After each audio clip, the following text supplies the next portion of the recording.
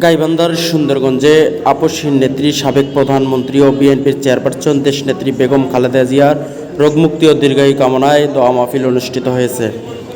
বুধবার রাতে পৌর শহরের ব্রাকমোর এলাকায় দহবন্দ ইউনিয়ন বিএনপির পরিবার ও সর্বস্তরের মানুষের উদ্যোগে এ দোয়া মাহফিল অনুষ্ঠান হয়। এতে ভার্চুয়ালি যুক্ত হয়ে প্রধান অতিথি হিসেবে বক্তব্য রাখেন গাইবান্ধা জেলা বিএনপির সহসভাপতি ও গাইবান্ধা ১ আসনের বিএনপি মনোনীত সংসদ সদস্য প্রার্থী অধ্যাপক ডাক্তার খন্দকার জিয়াউল ইসলাম জিয়া। ৩ নং ওয়ার্ড বিএনপির সাবেক সভাপতি আব্দুস সালামের সভাপতিত্বে অনুষ্ঠানে বক্তব্য রাখেন পৌর বিএনপির যুগ্ম আহ্বায়ক আরাফাতুল ইসলাম।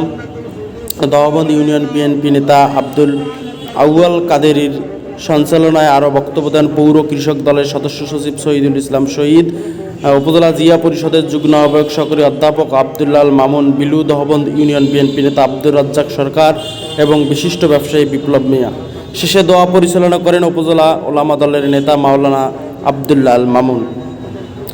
সুন্দরগঞ্জ পৌর বিএনপির যুগ্ম আহ্বায়ক আরাফাতুল ইসলামের সার্বিক তত্ত্বাবধানে এ অনুষ্ঠানের আয়োজন করা হয়।